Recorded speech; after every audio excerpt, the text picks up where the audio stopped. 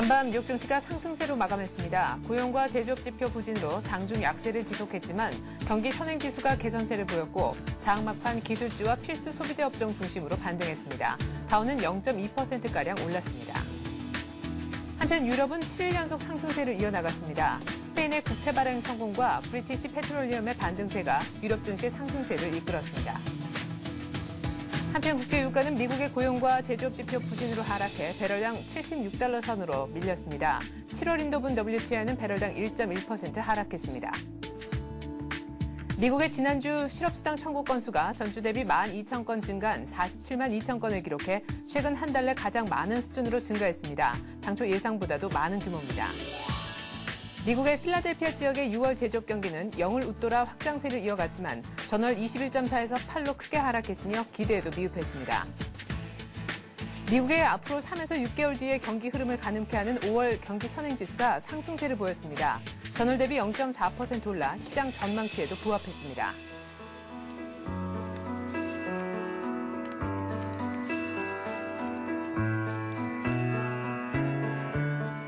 안녕하십니까. 굿모닝 센증시의 최혜린입니다. 뉴욕 증시가 아주 소폭이나마 상승세로 끝났습니다. 나스닥과 S&P 500은 1포인트가량 정도만 올랐고 다우의 경우에는 한 25포인트 정도 상승을 했는데요. 이날 발표된 지표 가운데 뜨문뜨문 기대치에 못 미치는 지표들도 보였지만 결국 스페인 호재, 기술주 선방에 힘입어 특히나 장 막판 반등에 성공을 시키는 모습이었습니다. 스페인에서 35억 유로어치의 국채를 발행했는데 국채 발행이 성공적이라는 것에 유로화도 장중에 1.24달러까지 회복하는 인상적인 모습이 나왔습니다. 자세한 글로벌 증시 전문가 통해서 알아보죠. 한맥투자증권의 하창봉 과장 만나겠습니다. 안녕하세요. 네, 안녕하십니까? 네, 뉴욕 증시 아주 소폭이나마 상승하고 그리고 S&P 500의 200일 이동평균선도 계속해서 깨지지 않고 있네요. 네, 그렇습니다. 미국 증시 같은 경우도 막판에 다시 또 힘을 좀 보여줬는데 뉴욕 증시가 아무래도 장 초반 같은 경우는 고용이라든지 제조업 지표 부진으로 약세를 보였습니다만은 막판에 이제 기술업종을 중심으로 매수세가 유입되면서 상승세를 마감했고요. 3대 지수 모두 이제 연초 주가를 회복한 모습입니다. 그러면서 다우 지수 같은 경우는 한 24.71포인트, 0.24% 상승하는 기염을 토했던 것 같습니다. 일단은 무엇보다 개장 전 발표된 미국의 주간 실업수당 신청구수 같은 경우가 최근 1개월 내 가장 많은 규모로 증가한 가운데 또 6월 필라델피아 제조업 지수가 어느 정도 기대에 크게 미흡하면서 장중 약세를 보였습니다만은 스페인의 성공적인 국채 발행으로 유럽 재정위 우려감이 누그러지고 또 미국의 경기 순행 지수가 예상치에 부합했습니다만은 어느 정도 0.4% 증가가 나오면서 투자 심리에 도움을 줬던 것 같습니다. 일단 종목별로는 다우존스 30개 종목 중에서 사실 마감 2시간 전까지만 해도 한 25개 종목이 하락했었는데 네. 막판에 이제 기술주라든지 필수 소비재, 산업재 종목을 중심으로 매수세가 유입되면서 다우존스는 한 17개 종목이 상승세를 보였던 것 같고요. 몇 개 특징 종목을 살펴본다 그러면은 애플이죠. 아이폰 4 제너레이션이 어느 정도 주문이 양호하다는 소식이 나오면서 애플 같은 경우는 최근에 상승세를 이어갔는데 한 1.7% 상승한 것 같습니다. 271달러 87센트를 기록하면서 좀 최고치를 갱신했고 반면에 이제 주택 건설업체는 좀 부진을 면치 못했는데 미국 최대 주택업체인 톨브라더스 같은 경우에는 한 3.9%, 디아로턴 같은 경우는 2.6% 하락세를 보였는데 아무래도 주택 건설업체 같은 경우는 전날 발표됐던 5월 주택 착공 지표가 약간 부진을 보인 것이 주요 원인이지 않나 싶습니다. 네.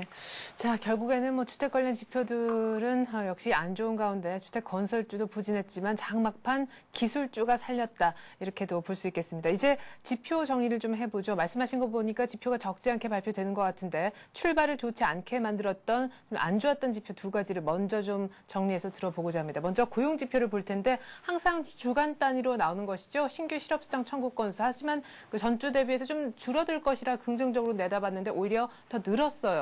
네, 그렇습니다. 감소치를 좀 예상했습니다만 전주 대비 한 12,000건 증가하면서 47만 2천 건이 발표됐습니다. 사실 45만 건 정도 그칠 것이라는 예상치를 너무 헐쩍 뛰어넘고 또 1개월 내 최대치가 나온 수치인데 블룸버그 통신에 따르면 미국 경제가 어느 정도 성장세를 보이고 있습니다만은 기업들이 이익 증가를 위해서 여전히 해고를 많이 하고 있다고 설명했고 또 액션 이코노믹스의 한 전문가 같은 경우에는 고용에서 더 빠른 성장이 필요하다. 하지만은 여전히 지금은 그런 때가 아니라고 설명하면서 어느 정도 실업률을 크게 떨을 수 있는 만큼의 적정한 성장이 이루어지는지는 지켜봐야 할 부분이라고 말했던 것 같습니다. 그러면서 연속 수급자 수 같은 경우는 예상치 450만 명을 상회하는 한 457만 명이 나왔고요. 4주 이동평균치 같은 경우에는 전주 46만 4천 건에서 소폭 감소한 46만 3,500건으로 발표되었습니다. 네. 자, 주간 실업수당 청구 건수, 실업수당을 청구한 새로운 사람 숫자가 최근 한 달 내 가장 많았다라는 안 좋은 지표를 전해 들었었는데 필라델피아 대접 경기를 보여주는 지표는 기대에 크게 미흡했다면서요? 예, 그렇습니다. 미국도 참 재미난 나라인데 예. 사실 지난 15일 날 발표됐던 뉴욕이죠. 뉴욕 제조업 지수 같은 경우는 괜찮았죠? 사실 예상치 19.57이 나오면서 사실 그날 미국 시장 2% 이상의 급등을 이끌었었는데 또 전일 발표된 미국 지역만 다르죠. 필라델피아 연준 지수 같은 경우는 예상치 한 20 정도를 예상했습니다만은 그 전월에 21.4에서 오히려 더 하락하고 8.0이 나왔던 것 같습니다. 그 세부적으로 살펴본다 그러면 고용지수 같은 경우는 한 3.2에서 마이너스 1.5, 고용지수가 좀 되게 안 좋게 나왔고, 뭐 재고지수 같은 경우에도 마이너스 한 7.9에서 4.6% 상승했습니다만 전체적으로는 한 8.0이 나오면서 어느 정도 예상치보다 많이 못 미쳤죠. 하지만은 그 이 지수 같은 경우도 여전히 그 기준선이 0이 되는데 0을 기준으로 해서 그래도 0이 넘어가면 어느 정도 제조업 경기는 확정을 의미하고 미만이면 위축을 하기 때문에 수치 자체는 기대치에 미흡했지만은 여전히 플러스를 유지하기 때문에 미국 산업은 아직 성장하고 있다는 점을 시사했지 않나 싶습니다. 네, 뉴욕의 제조업 지수와는 상당히 좀 다르게 필라델피아 제조업 경기를 보여준 지표를 전해 듣긴 했었지만 0을 넘어 계속해서 확장세는 유지되고 있다는 소식에 크게 실망하진 않았던 것 같습니다. 이제 좀 슬슬 괜찮은 지표를 볼 텐데 좀 기다렸던 지표이기도 합니다. 5월 미국의 경기 선행지수, 사실 4월의 경기 선행지수가 전월 대비 마이너스를 기록해서 좀 걱정을 하진 않았습니까? 예상은 사실 플러스로 하긴 했었는데 예상대로 나왔다면서요. 네, 그렇습니다. 이제 경기 선행지수 상당히 중요한데 4월 같은 경우 이제 마이너스 0.1% 정도 나왔다가 예상치는 한 0.4% 상승과 일치하는 수치가 나왔고요. 물론 그러면서 이제 최근 14개월 중에 한 13개월 연속 상승하는 그런 모습을 보였던 것 같습니다. 아무래도 경기 선행지수라는 것은 향후 한 3에서 6개월 정도 경기 전망을 나타내는데 5월 경기 선행지수가 상승했다는 것은 올 그래도 하반기 미국의 경기 회복 속도가 좀 더 빨라질 수 있다는 것을 의미하지 않나 싶습니다. 네, 그래요. 경기 선행지수, 미국의 이제 향후 3개월 내지 6개월 뒤에 경기가 좋을 것인지 안 좋을 것인지 알아볼 수 있는 그런 지표인데 어쨌거나 좀 괜찮게 나오면서 미국 하반기 경기 회복이 계속해서 지속될 것임을 시사를 해줬던 것 같습니다. 나머지 하나의 지표, 뭐 크게 시장에 영향을 준 것 같지는 않지만 그래도 좀 체크를 해봐야 되겠죠. 앞서서 이미 생산자 물가지수가 마이너스를 기록한 바 있는데 이번에는 소비자 물가지수가 나왔다고요? 네, 그렇습니다. 5월 소비자 물가 지수 같은 경우도 2개월째 하락세를 접어들면서 전월 대비 한 0.2% 하락세를 보였던 것 같습니다. 이 하락세 같은 경우는 이제 2008년 12월 이후 최대 하락세를 볼 수 있겠고요. 반면에 이제 그 근원 CPI라 그러죠. 에너지 부분을 제외한 핵심 CPI 같은 경우 전월 대비해서 0.1% 정도 증가한 수치가 나왔는데 네. 일단 미국 경제 같은 경우는 어느 정도 그 물가 부담 없이 회복세를 지속했다는 데서 상당히 긍정적으로 받아들이고 이 부분 같은 경우는 이제 인플레이션 우려를 감소시키면서 아마 다음 주로 예정된 FOMC 금리 결정에도 약간 긍정적으로 작용할 수 있는 부분입니다.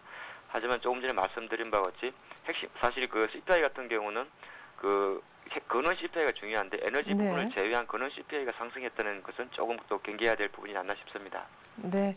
자, 5월 경기 선행지수는 플러스로 돌아섰고 소비자 물가는 2달 연속 떨어진 것 같았지만 사실 근원 CPI의 경우는 오히려 플러스를 기록해서 조금은 다음 주에 있을 FOMC 부담이 될 수도 있겠다. 앞서서 전에 들어봤던 고용과 제조업 지표는 시장에 안 좋은 그런 영향을 줬던 것 같습니다.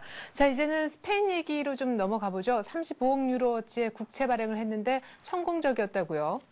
예, 그렇습니다. 아무래도 뭐 유럽 증시도 상승세를 이어갔고 미국장도 5장의 반등을 땡긴 그 주요는 이제 스페인이 35억 유로의 이제 국채 발행이 약간 성공적으로 이루어지면서 어느 정도 그 스페인 재정비 가능성에 대한 우려를 누그러뜨린 점이 뭐 스페인 주가라든지 채권 또 유로화까지 동반 상승세를 견인했던 것 같고요. 네. 일단은 뭐 30억 유로 정도의 10년물 국채가 있었고 한 4억 7,900만 달러의 한 30년물 국채가 있었는데 성공기에 매각되면서 상당히 뭐 잘 진행이 된 것 같고 아무래도 이게 호재를 받아들였던 이유가 이제 스페인 같은 경우에는 그 16개 유로존 가운데 재정 적자가 세 번째로 많고 또 7월 중에 한 247억 유로의 부채 상한에 직면해 있으면서 아무래도 그 세계 경제에서는 그리스발 그 재정 위기가 스페인으로 확산될지 모른다는 우려감이 있었는데 이번 채권에 대한 강한 수요세가 들어오면서 어느 정도 신뢰를 회복하는 데 도움을 줄 것이라고 평가했고요.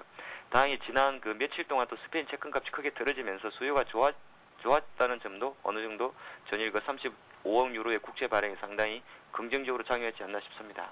네, 스페인 국채에 대해서 시장이 좀 어느 정도 관심을 보여주자 신뢰를 얻으면서 스페인발 우려를 조금 누그러뜨려 주었다 이런 얘기셨던 것 같습니다. 뭐 유로화까지도 반등을 조금 더 시킨 것 같은데 일단 유럽 증시 플러스로 끝났겠어요?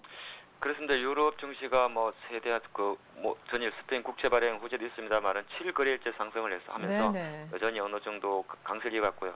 아무래도 맞습니다. 유럽 증시 상승 원인 크게 두 가지인데 미국 지표는 안 좋았습니다만 스페인의 국채 발행 성공하고 또 브리티시 페트롤리움의 반등세가 유럽 증시를 상승을 견인했지 않나 싶습니다.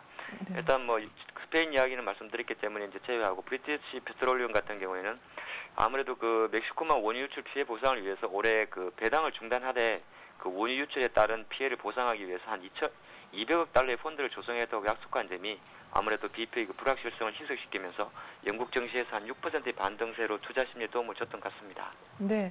자, 그리고 어제 저녁에 이미 우리 국내 시장에는 돌았던 뉴스이긴 한데요. 지금 EU 측에서 다음 달에 은행들에 대해서 실시했던 스트레스 테스트 그 결과를 공개한다고 해서 또 이슈가 됐었죠?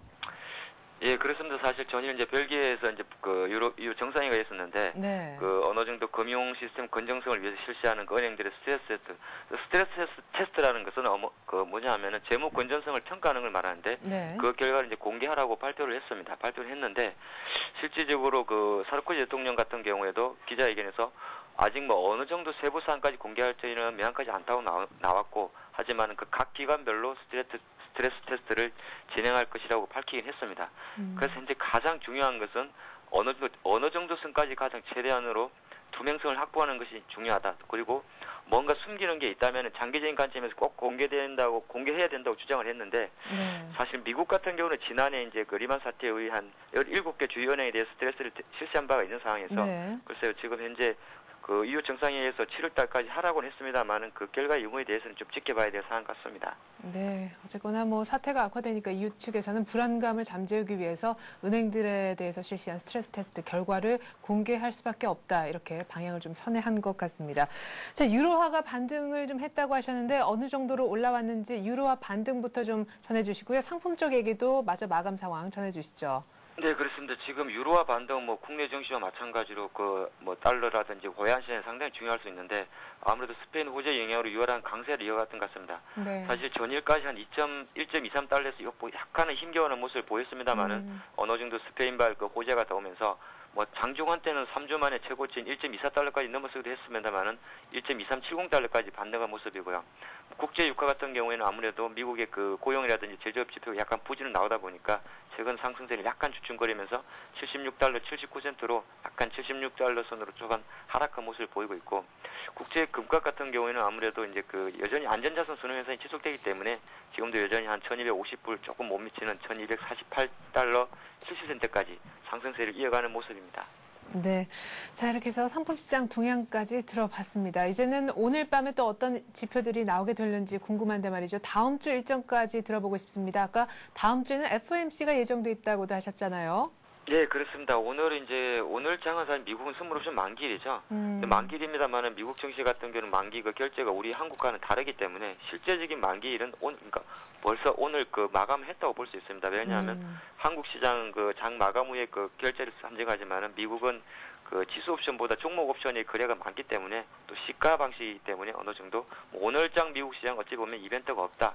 날짜로는 만기일입니다만은 만기일은 끝났다 볼 수 있고요. 네. 다음 주로 접어들게 되면 이제 상당히 중요한 지표가 나오는데 5월 기존 주택 판매하고 신규 주택 판매가 있을 수 있고요. 사실 그보다 모든 시장을 하두는 글쎄요, 우리가 축구하는 23일 새벽 같은데 네. FOMC 금리 발표가 있습니다. FOMC 금리 지금 현재 시장 컨센서스는 동일하게 어느 정도 동기를 발표하고 있지만은 아직 제가 오전에 말씀드린 바와 같이 고용이 어느 정도 아직은 바다를 잡지 못하고 있고, 또 하나 이제 경제 지표 같은 경우 호조성을 보이고 있는 점이 있고요. 또 최근 일주일 전에 브랭키가 말한 대로 미국 경제는 여전히 더블디 가능성을 낮추고 있기 때문에 시장 컨센서스는 동결입니다만은 항상 FOMC에서는 동결이 나오는 멘트에 주목할 필요가 있는 것 같습니다. 네. 자, 이렇게 해서 잘 들어봤습니다. 한맥투자증권 하창봉 과장과 함께 글로벌 증시 얘기 들어봤습니다. 고맙습니다. 네, 감사합니다.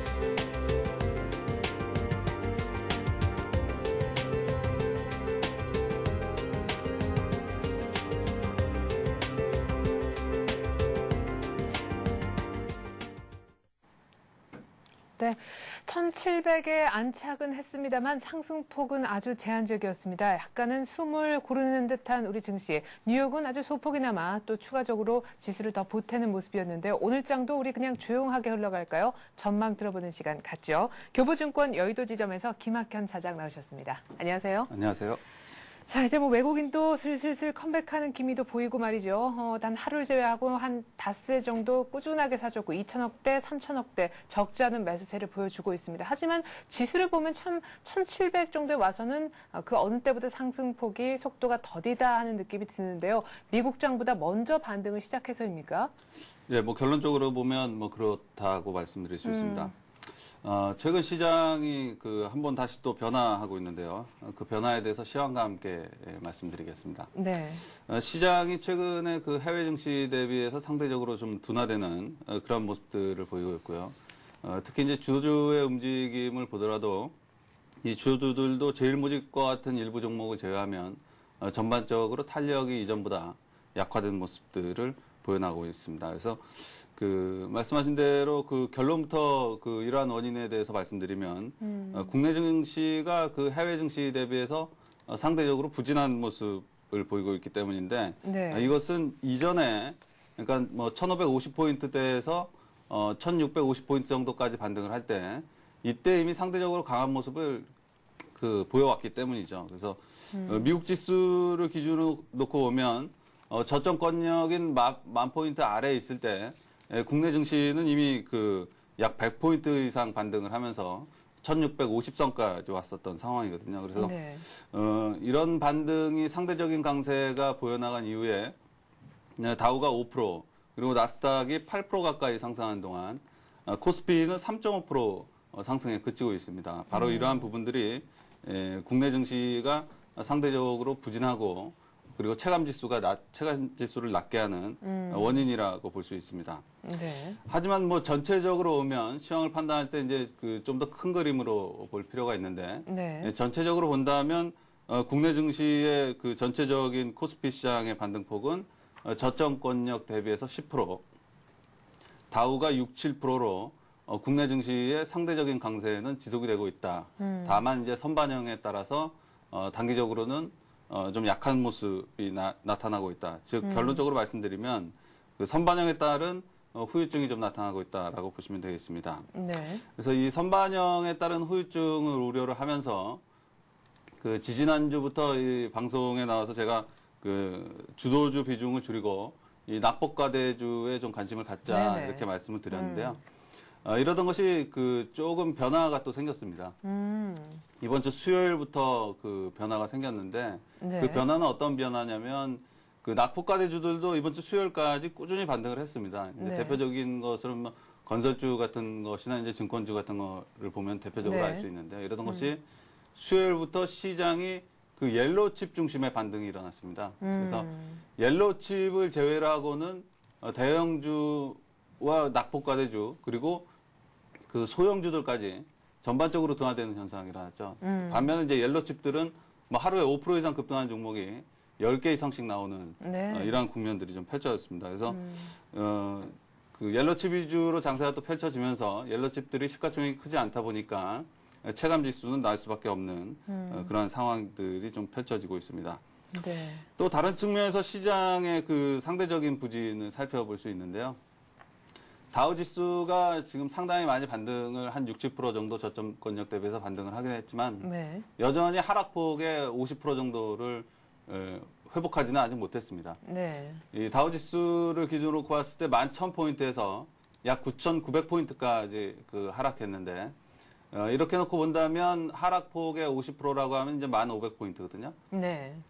아직 뭐 전일 미국 시장이 소폭 반등을 했지만 여전히 이제 하락폭의 50%는 회복하지 못한 상태이기 때문에 이제 많은 시장의 참여자들이 해외 증시의 세계 경제의 중심이라고 볼 수 있는 미국 증시의 반등에 대해서 아직까지는 좀 기술적 반등의 수준으로 이해하고 있는 것이 아닌가라고 판단을 하고 있는 거죠. 그래서 네. 그러니까 국내 증시에 대응할 때에 있어서 역시 이 주도주를 세게 치고 올리는 이런 모습들은 아직 시장에 나타나지 않고 있는 거죠. 그래서 이렇게 뭐 주도 중심으로 추가적인 그 강세 국면이 연출될 만한 그 상황이 아니다 보니까 그 매기가 자꾸 도는데 이 매기가 도는 것이 낙폭과대주에서 이번 주 수요일 정도를 기점으로 해서 네. 옐로칩 종목군으로 좀 옮겨가고 있는 상황이다라고 볼 수 있습니다. 네. 그 말씀하신 수요일이 바로 1,700의 종가 기준 처음으로 2달 됐단 말이죠. 그러면서 낙폭과대주보다는 이제 옐로칩 중심으로 또다시 매기가 한번 이동하는 모습이 보여진다. 그리고 미국장도 뭐 확실히 간다라는 느낌보다 아직까지는 낙폭이 많았기 때문에 회복하는 과정 정도 속에서 우리 증시도 미국 쪽의 눈치를 좀 보고 있는 그런 상황인 것 같다 얘기를 하십니다. 자, 그러면은 전략이 오늘 또 좀 바뀌어야 될 것 같은데 말이죠. 그러면은 기존 주도주 플러스 낙폭과대주 이 컨비네이션에서 벗어나서 이제는 글쎄 주도주는 뭐 들고 간다 할지라도 낙폭과대주보다 이제는 뭐 이틀 연속 오르긴 했습니다만 지금이라도 옐로칩을 좀 다시 담아야 되는 거 아닌가 싶기도 하거든요. 예, 그 단기 투자자를 기준으로 놓고 보면 네. 그 시황에 따라서 발빠르게 이제 대응하는 전략이 맞지만 이제 중장기 투자자들은 사실상 그렇게 대응하기는 쉽지가 않거든요. 네. 그래서 이 옐로칩이 이렇게 급등하는 시장은 사실 대응하기가 그 시장의 여러 가지 국면 중에서도 굉장히 까다로운 국면입니다. 그래서 예.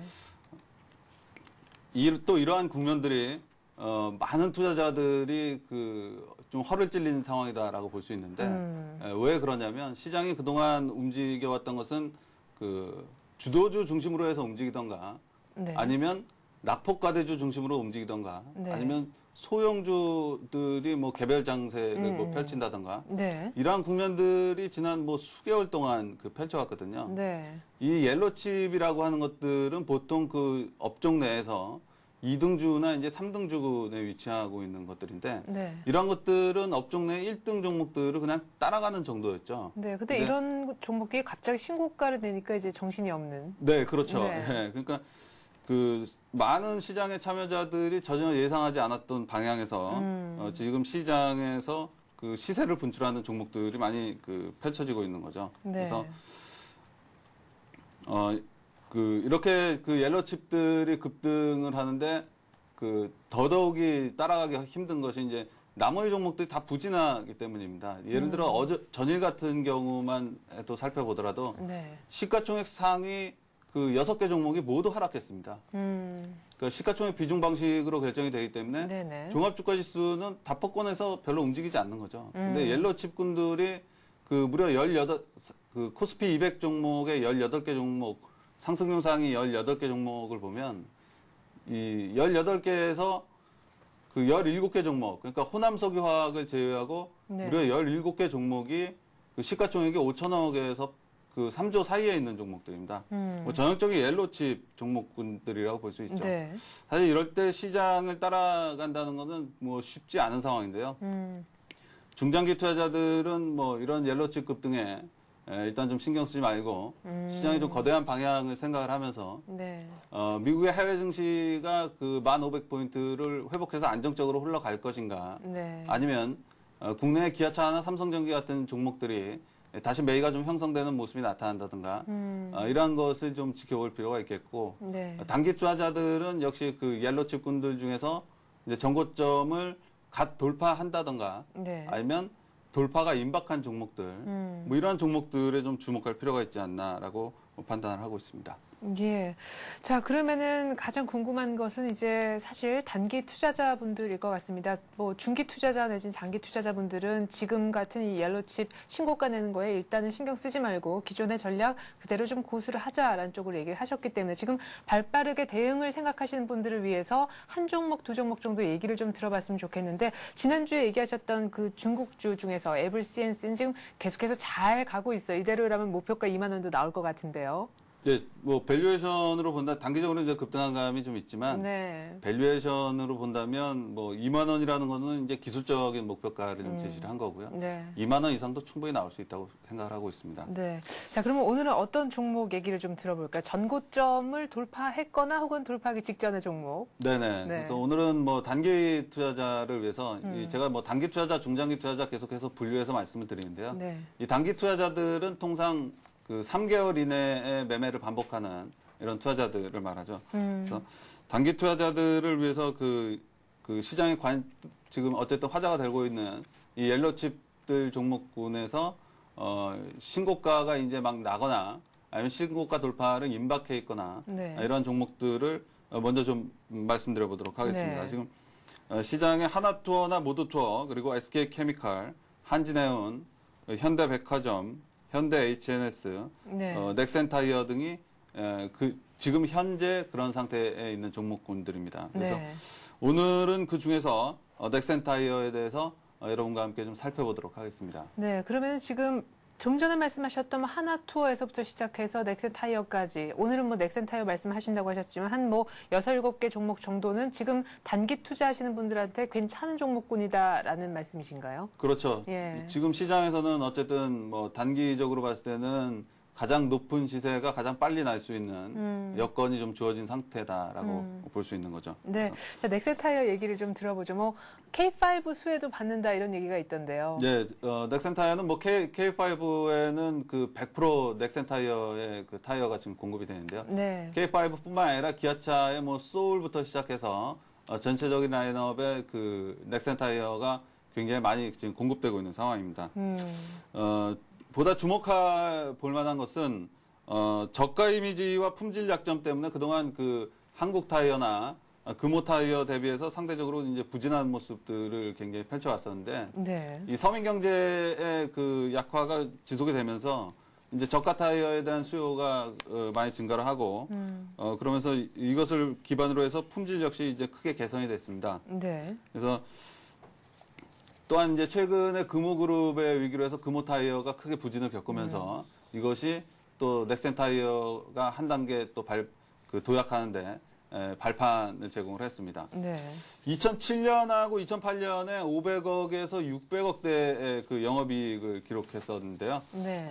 작년 그러니까 2009년에는 무려 2,170억 원의 영업이익을 기록했습니다. 기업이 굉장히 지금 좋아지고 있는 상태죠. 네네. 1분기에도 460억 원의 영업이익을 기록을 하면서 실적 개선 추세는 지속이 되고 있는 상황입니다. 현재 주가는 역사적 신고가임에도 불구하고 자기 자본 수익률이 25%, 전후한 기업의 PBR이 1.7배밖에 되지 않는 상황입니다. 네. 단기적으로는 원자재 가격 반등에 따른 부담이 좀 있지만 2009년 말에 제품 판가 인상 효과가 2분기를 시작으로 해서 하반기로 갈수록 확대되는 모습이 나타날 것으로 전망이 됩니다. 그럼 네. 차트를 통해서 기술적인 모습도 잠깐 살펴보도록 하겠습니다. 네, 5월부터 막 급하게 오르기 시작했네요. 예. 지금 먼저 그 넥센타이어의 월봉을 좀 긴 흐름에서 살펴보도록 하겠습니다. 네. 넥센타이어의 역사적인 고점권역은 7,000원권역이라고 볼 수 있습니다. 7,000원을 돌파했었던 적이 95년도에 있었는데요. 네. 이건 뭐 오버슈팅이라고 봐야겠죠. 그래서 이 7,000원권역 돌파를 앞두고 이렇게 상당히 오랜 기간 그 주가가 머문 적은 넥센타이어의 역사상 뭐 거의 없었다. 그래서 이번은 그 오버슈팅이 아니라 진짜로 돌파될 확률이 상당히 높지 않나라고 판단을 하고 있고요. 네. 일봉을 통해서 보시더라도 지금 이 7,000원권역에 대해서 그 돌파 시도를 계속 해나가다가 최근에 그 지지라인은 5,500원까지 살짝 이탈을 하면서 네. 약성 투자자들이 이탈을 이끌고 다시 전고점을 돌파한 이후에 단기적으로는 또 주목해서 봐야 될 것이 지금 반등식 거래량이 굉장히 크게 나타나고 있는데요. 네. 이번에 신고가를 형성을 할 때도 높은 거래량을 형성을 하고 전일 살짝 쉬어줬거든요. 네네.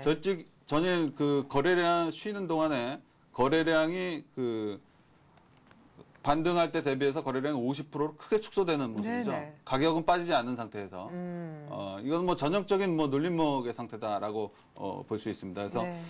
매수가는 7,300원 전후로 제시를 하면서 목표가는 9,000원 그리고 지금 들어가야 되는 그 장점 중에 하나가 리스크 관리가는 7,000원으로 짧게 설정할 수 있다는 장점이 있습니다. 그래서 리스크 관리가를 항상 짧게 설정할 수 있는 장점이 있는 종목을 선택하는 것이 단기 투자자한테는 핵심 포인트이기 때문에 리스크 관리가는 7,000원을 설정하면서 오늘은 넥센타이어까지 좀 살펴봤습니다. 네, 제가 사실 어제 출연했던 우리 패널한테도 여쭤봤었는데요. 이렇게 신고가를 내는 종목들 목표가는 어느 정도로 잡는지, 왜냐하면 어느 정도만 이제 수익을 보고 나올 것인지 사실 결정을 해야 되는데 뭐, 예. 뭐 잘못하다가 그냥 무작정 기다리다가는 오히려 수익 다 되돌리고 나올 수도 있으니까 그분은 이제 리포트를 좀 참고를 많이 했다 이렇게 얘기를 하셨는데 기술적으로 그냥 분석하시고 9,000원 목표가가 나온 건가요? 가장 큰 근거는 이제 네. 그 넥센 타이어의 주가가 통상 그 2,000원 단위로 변화하기 때문에 그 7,000원을 기준으로 해서 이제 목표가를 2,000원 단위로 변화해서 이제 설정을 한 것이고 네네. 지금 그 밸류에이션적으로 좀 보더라도 밸류에이션적으로는 뭐 개인적인 생각으로는 9,000원 이상 충분히 갈 수 있는 상황이다라고 판단을 하고 있는 건데 네. 사실 그 단기 투자자가 밸류에이션을 기준으로 목표가를 설정하지는 않습니다. 네, 그렇겠죠. 예, 수급과 심리를 기반으로 한 그 기술적인 모습들에 좀 더 비중을 두면서 네. 이제 목표가를 설정한 것이고 중장기 투자자들은 밸류에이션을 보면서 예를 들면 시장의 1등주 대비해서 뭐 지금 같은 시장에서 2등주, 3등분에 속하는 그 네. 옐로칩을 투자를 한다면 1등주 대비해서 약 20% 정도 할인된 밸류에이션을 부여하는 가격을 선택하시면 선택하면서 목표가를 결정을 하시면 될 것 같습니다. 네.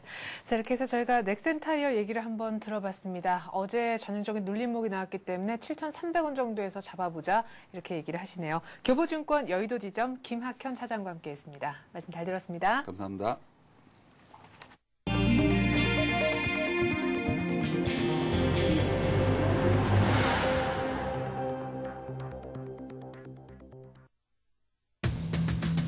한국 축구대표팀이 우승 후보 아르헨티나의 벽에 어제 막히고 말았습니다. 월드컵 B조 조별리그 2차전에서 아르헨티나 1대4로 패했는데요. 하지만 1승 1패, 승점 3점을 기록한 우리 한국은 오늘 23일 나이지리아와의 3차전에서 사상 첫 원정 16강 진출 꿈을 이룰 희망의 불꽃은 살려두었습니다.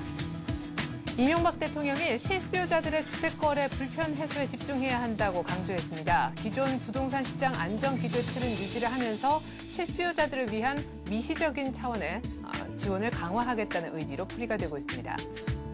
최근 대기업에 몸담았던 고급 두뇌들의 중소기업 행위 줄을 잇고 있습니다. 주로 R&D나 마케팅 분야에서 잔뼈가 굵은 대기업맨들이 LED 등 신성장 동력 분야의 중소기업을 찾아 제2의 인생에 도전하고 있는 건데요. 관련 사례와 그 이유 들어보겠습니다.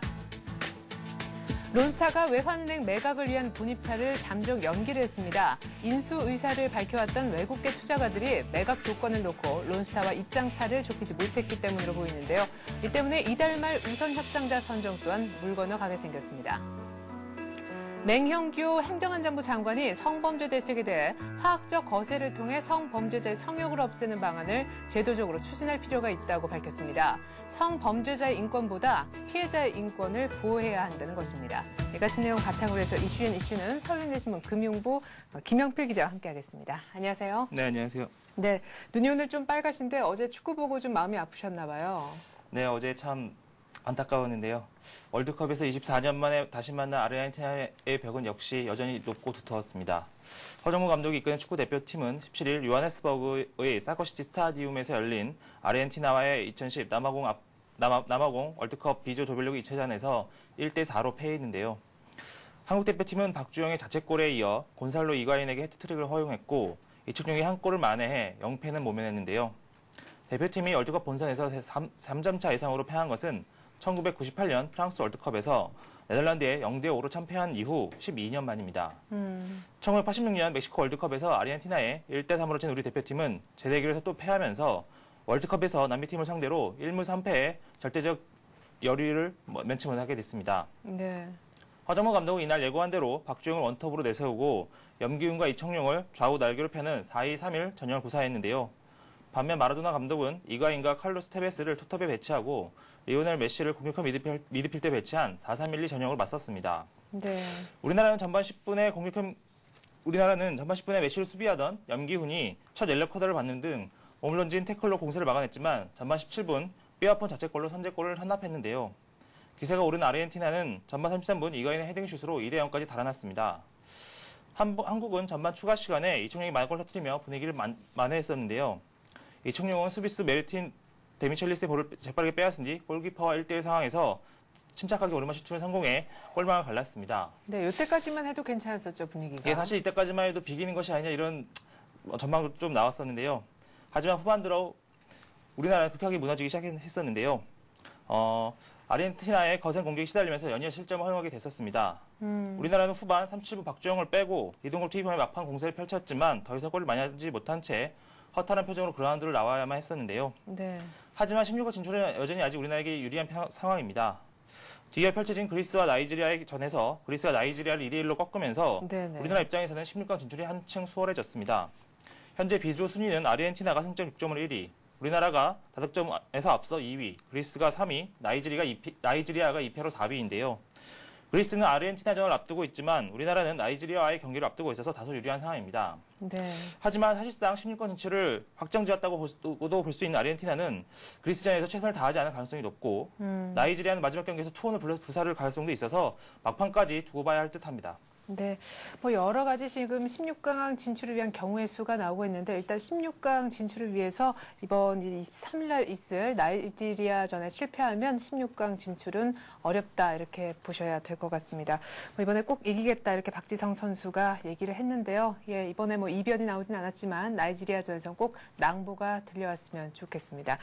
자, 그리고 이명박 대통령이 실수요자들의 주택거래 불편을 해소시키기 위해서 관련 지원책을 내놓아라 이렇게 얘기를 한 것 같은데 관련 이제 부동산 거래 활성화 방안으로 구체적으로 어떤 얘기가 나올지 이것이 지금 초미의 관심사로 떠올랐어요. 네, 이명박 대통령이 17일 실수요자들의 주택 거래 불편에서 집중해야 한다고 강조함에 따라서 정부의 부동산 거래 활성화 대책에 무게중심이 실수요자들의 거래 편의를 확대하는 쪽으로 쏠리고 있습니다.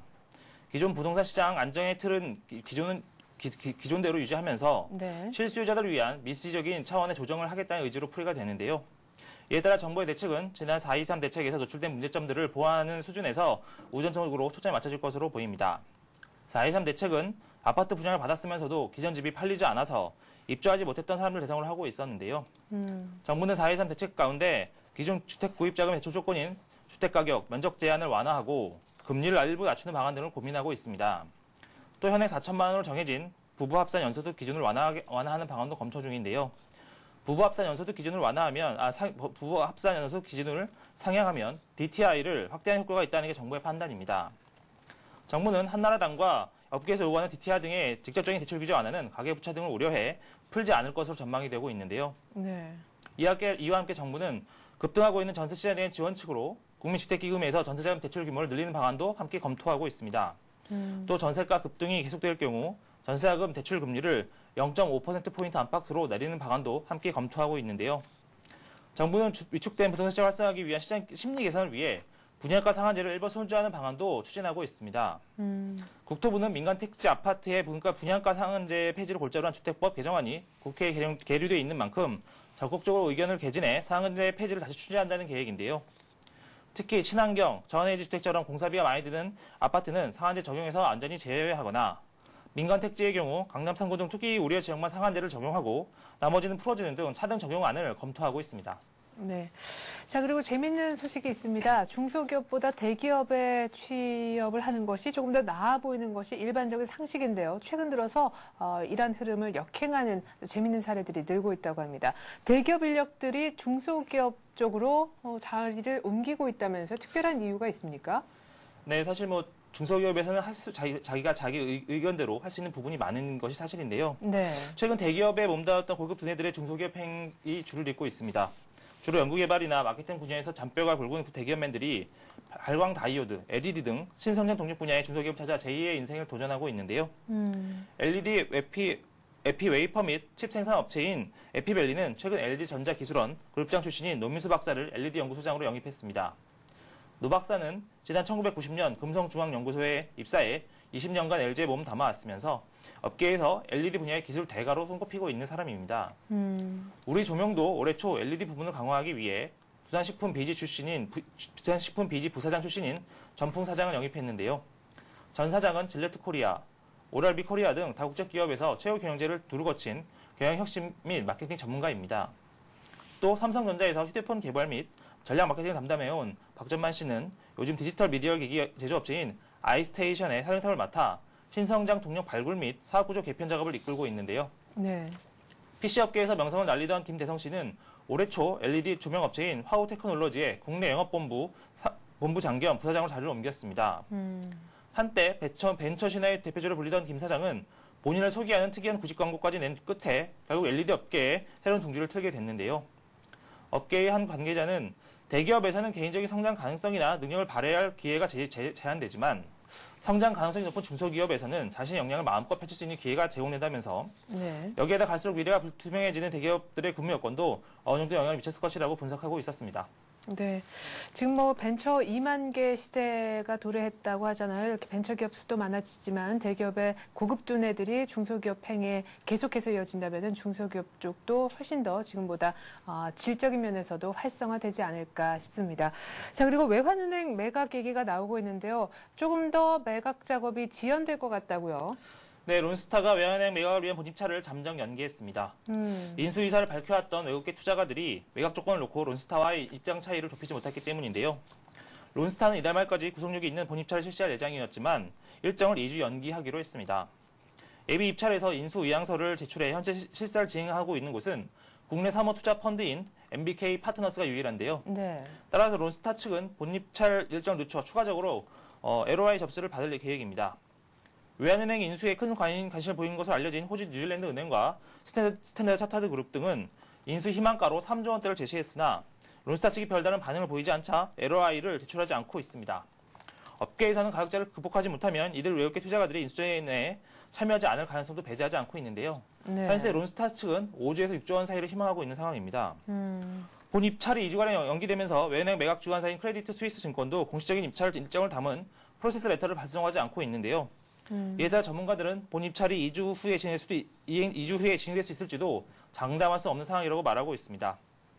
네. 전문가들은 론스타가 입찰 일정을 계속 미루면서 KB금융지주나 하나금융지주 등 국내 금융회사들의 막판 참여를 기대할 것으로 보고 있는데요. 결국 시간을 갖고 비공개 입찰 진행할 수밖에 없어 매각 장기화는 불가피할 전망이라고 보이고 있습니다.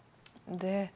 그래요. 뭐 노무라 홀딩스가 뭐 외환은행을 인수한다 이런 가능성도 제기가 되고 있는데 금융 빅뱅 삼국지 중에서 외환은행 매각도 어떻게 진행될지 언제쯤 속도가 붙을지 조금 더 지켜봐야 될 것 같습니다. 자, 그리고 맹영규 행안부 장관이요. 성범죄 대책에 대해서 이 화학적 거세를 추진할 필요가 있다 이런 발언을 했는데 어떤 회의에서 이런 얘기가 나온 겁니까? 네, 맹영규 행정안전부 장관이 17일 성범죄 대책에 대해 화학적 거세를 통해 성범죄자의 성욕을 없애는 방안을 제도적으로 추진할 가치가 충분히 있다고 말했는데요. 맹 장관은 이날 국회 본회의 사회교육문화 분야 대정부 질문에서 전여옥 한나라당 의원이 화학적 거세의 피해성을 제기하자 공감하면서 이같이 말했습니다. 현재 국회에는 한나라당과 자유선진당 의원 등이 지나친 성욕에 따른 성범죄자에게 약물을 주입하는 화학적 거세법을 발의한 상태인데요. 네. 맹 장관은 이어서 성범죄는 온정주의로 할 게 아니다라면서 범인의 인권보다는 피해자의 인권을 보호하겠다고 강조했습니다. 또한 성범죄자 전력이 있던 김수철과 조두순이 전과자 인권 침해를 이유로 보호관찰자 대상에서 빠진 일에 대해서는 사실상 관리가 불가능하다면서 법 개정이나 정책 보완이 필요하다고 말했는데요. 법원이 술에 취한 성범죄자를 감형한다는 비판에 대해서 이기남 법무부 장관은 그동안 간단한 처벌을 해온 게 사실이라면서 네. 대법원 양형위원회에 아동 성범죄 양형 기준을 상향해달라고 건의했다고 밝혔습니다. 전 위원회에 따르면 지난 2008년 13세 미만 아동 성폭력 사건에 대한 대법원의 재판 결과 60%의 사건이 감형 처분을 받았습니다. 네. 그래요. 이렇게 해서 오늘 이슈는요. 서울경제신문 금융부 김영필 기자와 함께했습니다. 잘 들었습니다. 네, 감사합니다. 네, 간밤에 뉴욕 증시가 반등을 했습니다. 그 전일에 혼조였는데요. 아주 소폭 정도 상승 마감을 했습니다. 다우는 나스닥이나 S&P 500에 비해서 더 많이 올랐는데요. 25포인트가량 올라서 1434에 끝났습니다. 장 막판에 상승 반전됐다 이렇게 보셔야겠는데 기술주가 뉴욕 증시를 또 살려냈습니다. 고용과 제조업 지표는 장 초반에 좋지 않게 나오면서 하락 출발을 시켰었지만 장 중에 나왔었던 스페인의 국채 발행이 성공적이었다는 소식 그리고 경기 선행지수가 미국의 5월에는 상승세로 방향을 틀었다는 소식 모두 다 호재였습니다. 어쨌거나 뉴욕 증시 계속해서 좀 결과적으로는 견조한 모습 보여주고 있고 유럽 증시는 지금 계속 랠리를 이어가고 있는 상황에서 또한 스페인 국채 발행 성공 소식에 유로화가 장중에 1.24달러까지 올라가 봤다는 소식까지 들려와 있습니다. 오늘 외국인들이 더 사줄 분위기인 것도 같은데요. 더 자세한 우리장 소식은 출발 센정시를 통해 해드리겠습니다. 고맙습니다.